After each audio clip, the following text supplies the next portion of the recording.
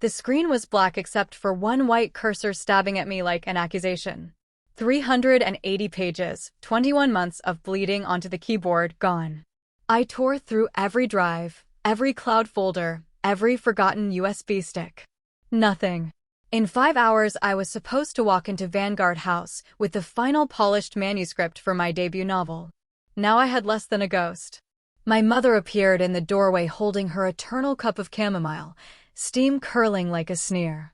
Behind her, Dad leaned against the frame, arms folded, the same smug tilt to his mouth he wore the day he sold my childhood piano to teach me about real life. "Looking for your fairy tales, Evelyn?" he asked. "Where is it?" My voice came out smaller than I wanted. "Deleted," he said, savoring the word. "You left your laptop unlocked again." Sloppy. "I did you a favor. Those goblin stories were never going to pay rent." Mom chimed in without looking up from her phone.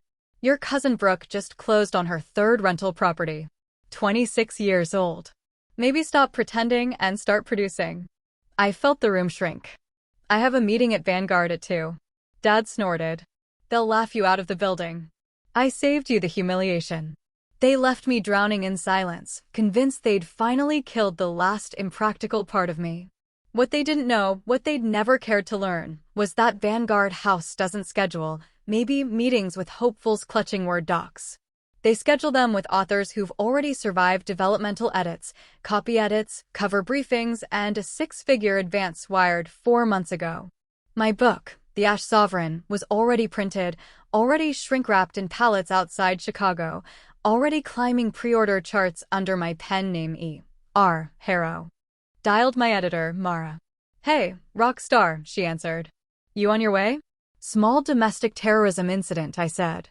"My parents wiped my local files." She barked a laugh. "Okay, boomer sabotage. Cute. Good thing we have the master copies in more places than a conspiracy theorist has bunkers. Also, 10,000 ARCs are literally on a truck to Powell's as we speak. They still think I'm a delusional child. Classic. Want to weaponize the reveal or ghost them quietly?" I glanced at the suitcase I'd kept half-packed for exactly this scenario. "I'll let you know after the meeting." 5 hours later, I walked into Vanguard's glass-walled conference room carrying nothing but a calm smile and a flash drive with the very final tweaks. The table was buried under glossy hardcovers, midnight blue jackets, silver foil, my pen name blazing across the front. My real name, Evelyn Rose Harrow, was nowhere on it, a decision I'd made the day I signed the contract. Mara grinned. "Welcome to the big leagues, kid." We talked tour dates, indie bookstore co-op ads, the German scout who wanted to bid tomorrow. I signed stock, laughed in the right places, and felt the last tether to my childhood home snap like burnt thread. When it ended, Mara handed me a key. "Friend of mine has a studio in Northwest. Month to month, furnished, quiet. Move in tonight if you want. Consider it an early royalty gift." I drove to the house one last time. Dad was in his recliner watching stock tickers. Mom scrolled real estate listings. My brother, Landon, 24, still bragging about his crypto gains, lounged on the couch. Dad didn't look up.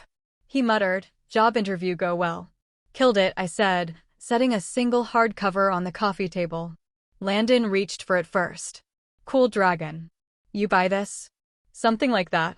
He flipped it open, froze at the author photo, me, professional lighting, unsmiling. Then he read the dedication aloud, "To the family who taught me that dreams are disposable. Thank you for the villain arc." Dad snatched the book. The color drained from his face as he found the publisher page, Vanguard House, a big 5 imprint. He Googled the title on his phone, the screen filled with pre-order numbers, starred trade reviews, a book talk countdown already at 400K views. Mom whispered, "This can't." "It can," I said. "Advance cleared months ago. I paid off my student loans, bought out my car, and still have enough left to never to ask you for a dime again." Dad found his voice. "You hid this from us? You deleted my manuscript from my laptop." I figured reciprocity was fair.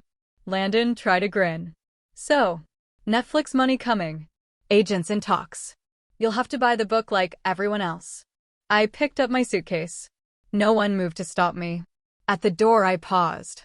Chapter 14. The king burns his daughter's grimoire because he's ashamed of magic. Reviewers are calling it chillingly autobiographical. Enjoy! I walked out into the cold Portland rain, got into the car I now owned outright, and drove toward the studio that smelled like fresh paint and possibility. Behind me, my old life shrank in the rearview until it was smaller than a footnote. That night, in a room that was finally mine, I opened a new document and typed a bottle of champagne. Chapter 1. I typed. The night her father pressed delete, the Ash Sovereign rose from the ashes wearing a six-figure crown. Some deletions are permanent. Others are just the prologue.